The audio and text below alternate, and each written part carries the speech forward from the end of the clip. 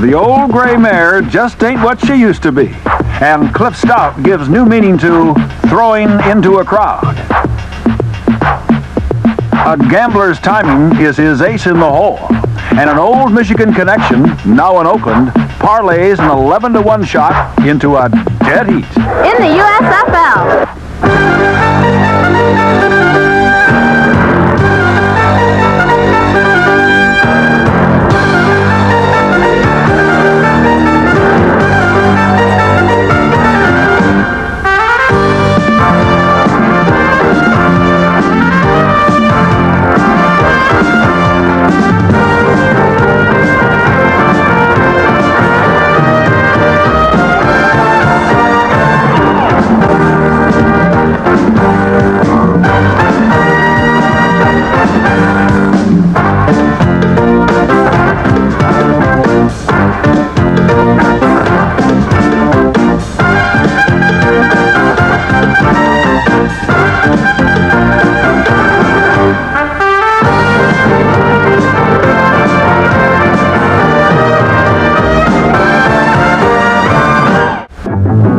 There's a professional football league that believes having fun is the most important business at hand.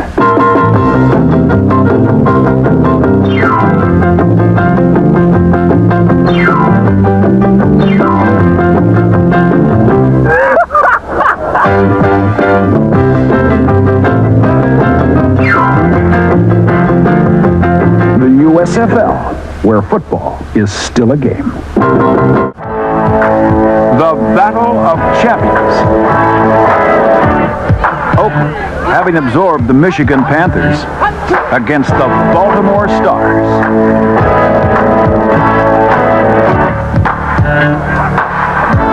The defending champion Stars, formerly of Philadelphia, launch a first strike attack through Victor Harrison.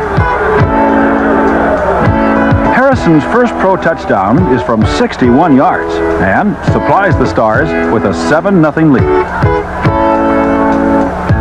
Bobby Hebert led Michigan to the first league title, but in Oakland, he's off by a beat.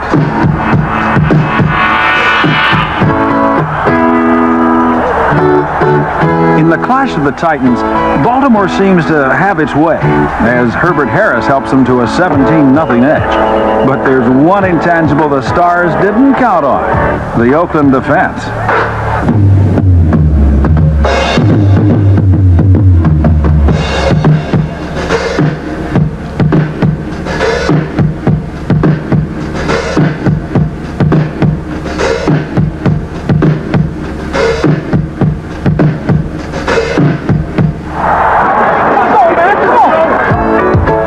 Defense holding, there's a sudden change, and Gordon Banks puts the invaders back in range.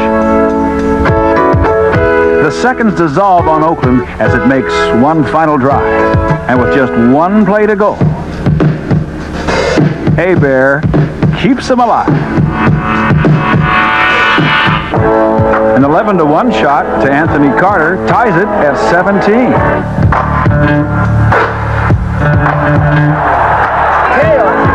Overtime. And it's hit.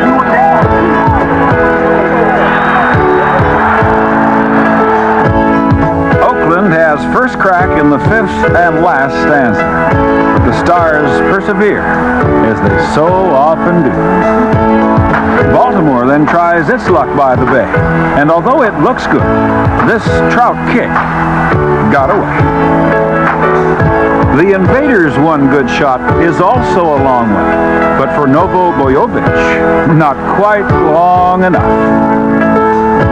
And so ends this ditty, in which two champs did vie, and presented the league with its first ever tie. Deadlocks are rare in the USFL, where teams are a shade more reckless. And no coach is more liberal than Darryl Mouth Davis, whose Denver Gold take on Raleigh Dodge and the ball control Birmingham Stallions. In its opener last week, Denver was shot down by the Oakland Invaders. But with Bill Johnson carrying the load against Birmingham, it runs and shoots at will. The play calling was just super, and we picked our spots at the right time, and as a result, we made big plays. It just felt good to come out and to be as productive as we were today. I think they got an excellent team. We got lucky on a few calls. We did a lot of blitzing there and doubled up Jim Smith, and it seemed to be pretty effective for us. The Gold Rush is more than effective, sacking Cliff Stout 5 times and holding the celebrated Birmingham running game to just 67 yards. But while Stout struggles, Evans excels. The former Chicago Blitz quarterback seems more comfortable this week in Davis's turbocharged offense, throwing for 284 yards and 2 touchdowns.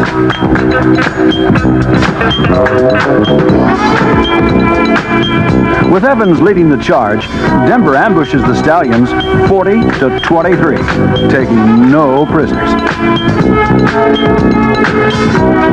Despite 5 first-half turnovers, the Gold runs and shoots to a team record for points. We stopped ourselves once or twice, but certainly if we execute a little better, I think we always anticipate that you should take the football into the end zone or get points every possession. As long as we execute well, I'm sure we'll do that. Davis earns his first pro win and joins an exclusive club.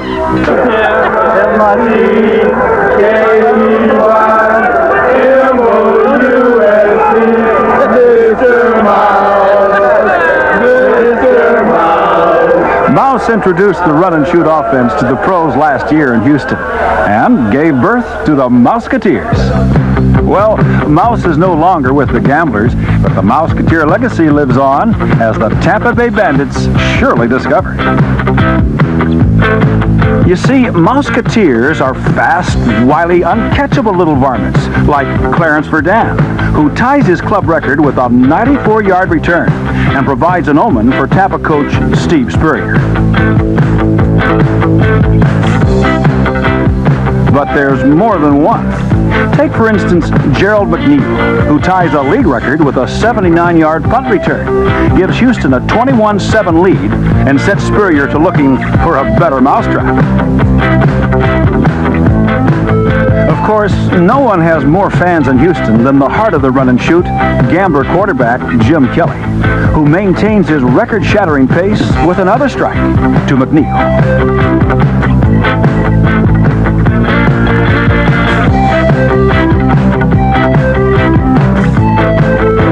These kind of pests aren't something you easily brush away.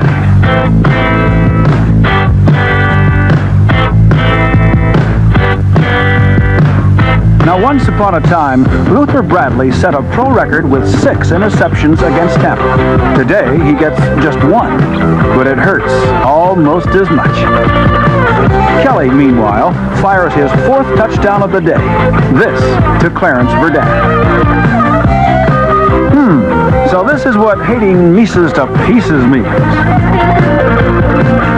When the Bandits switch quarterbacks in search of some luck, Lloyd Lewis makes like a runaway trot. On Houston, even defensive linemen boogie. Ever have one of those days? For Steve Spurrier's Bandits, it's a day that will live in infamy when the Gamblers and the legend of the Mouseketeers hit the beach in picture-perfect form.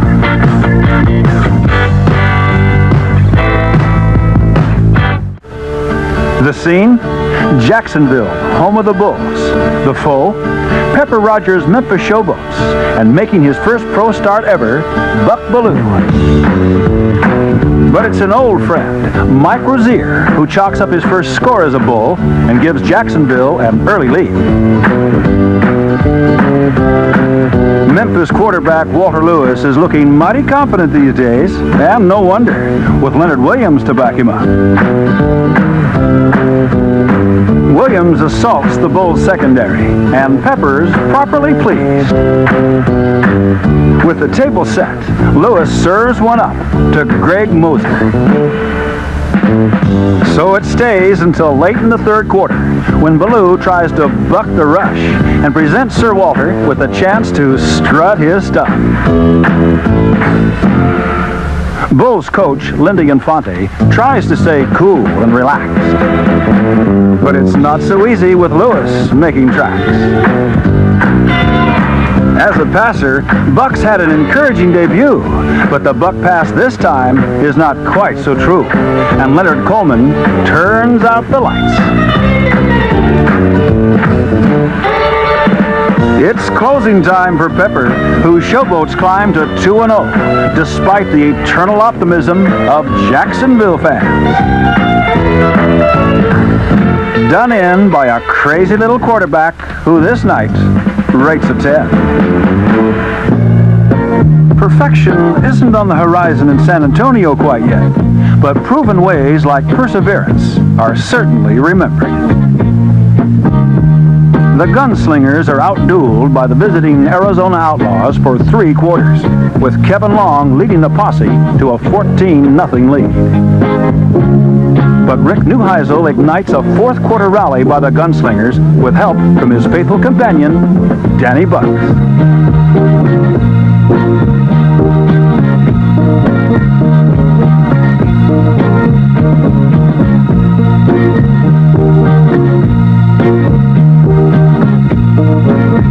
Then, with just over a minute to go and the score tied at 14, San Antonio's Jeff Chapin puts Doug Williams in a 2-point grasp and provides a 16-14 victory worthy of a salute. Renegades are the rage in Orlando, despite a less than brilliant start. But it's Doug Flutie and the New Jersey Generals who see the light at the end of the tunnel, thanks to a more inventive approach. The Generals gain more than 400 total yards and make Orlando coach Lee Corso wait still another day for his first pro win. With 4 touchdown passes, Doug Flutie sets a New Jersey record, and with 3 of the TDs, Clarence Collins still another. They said Flutie was too small to play the game, but in the 28-10 final, it's Orlando who comes up short. You know, most people think football is played by immense creatures of superhuman strength. Well, that's true, but it also has its share of 5'10s and under. And as the Giants will be the first to tell you, it's the little guys you've got to keep your eye on. Short people got nobody. Short people got nobody. Short people got nobody to love. They got no baby legs, stand so low. You got to pick them up just to say hello. They got little cars that go beep, beep, beep. They got little voices going beep, beep, beep. They got brother little fingers, dirty little mind. They're gonna get you every time. Well, I don't want no short people. Don't want no short people. Don't want no short people out here.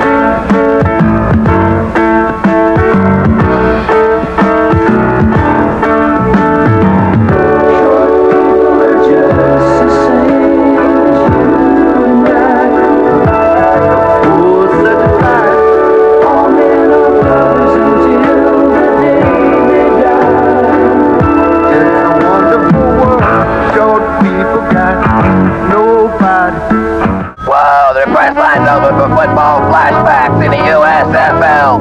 This week we open our holy vault to follow the path of the Breakers. From the beginning, baby. Since their inception, the Breakers have looked to Dick Corey for guidance. Offensive and defensive linemen. Hold your hands up so you know who you are. Well, the Breakers have always known who they are. It's where they are that's the problem. Johnny Walton and Company started in Boston in 1983, where they performed a few miracles and captured a few hearts. Well, although Nickerson Field overflowed with emotion and Papa Dick Corey was named Coach of the Year, Gulf breezes beckoned and the Heartbreakers bust south to New Orleans, where they once again were the toast of the town and once again managed to turn the city upside down. New Orleans loved its Breaker family. So emotional, so sincere. But come 1985, it was off to Portland, where even the mayor rides a bike. Oh, say, can you see? From sea to shining sea, the Breakers, America's team, coming soon to a city near you.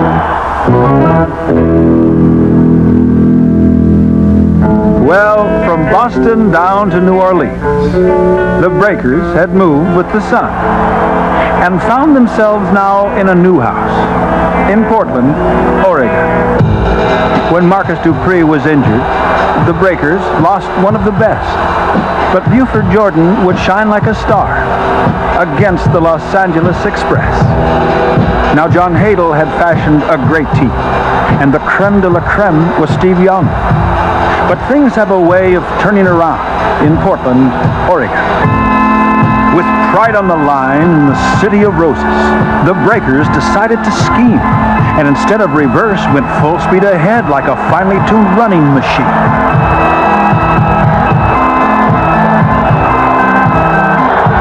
With LA well aware of the ground game, the Breakers had some fun and faked them into a 7-3 hole in Portland, Oregon.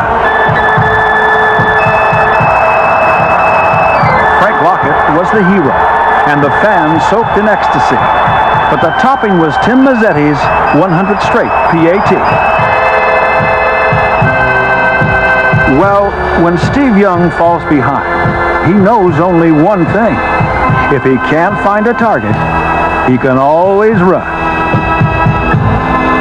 So he rambled and scrambled 110 yards worth and regained the lead in Portland, Oregon. But back came the Breakers as Jordan made hay to lead 14-10 with time ticking away.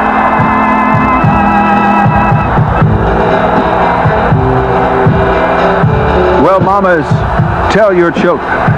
Tell them if they ever grow up to play football, they do well to forget about LA's final thrust. For with no timeouts and the game on the line, they dissolved against a two-man rush.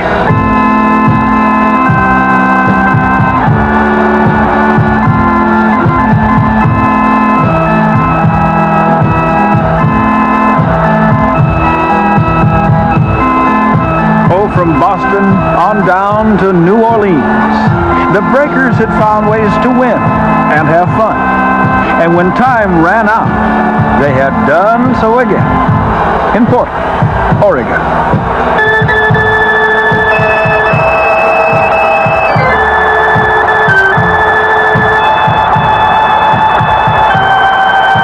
Of course, the other side of the story involves a man who hates to lose. I'm tired of coming up one play short, and everything to do about it, you know, I don't want to ever have that happen again. I'm used to coming out on top. A closer look is therefore in order at this determined young man with some wise old ways. Steve Young, the leading rusher in the Western Division, added an average of 2 touchdowns a game to the LA offense on becoming a starter last year. Against Chicago last season, Young passed for more than 300 yards and ran for more than 100, the first and only time that's been done in pro football history. A Heisman Trophy runner-up at Brigham Young University, Young's strength was his versatility, and he kept the same game plan for success upon joining the Express. I've learned some things over my years at college that I'll hopefully be able to convert to the pro game, and you know, I've confused linebackers in the past. I don't know if I can confuse guys that have been around a few years, but you know, hopefully I'll be able to confuse them instead of them confusing me. Well, there's no confusing the issue now. Steve Young is destined for greatness with the Wild Boys in the USFL. Wild Boys! Wild Boys! Wild Boys! Wild Boys! And like all Wild Boys who take their game seriously, their only goal is to win. You got sirens for a welcome, then blood-stained for your pain, and your telephone been ringing while you're dancing in the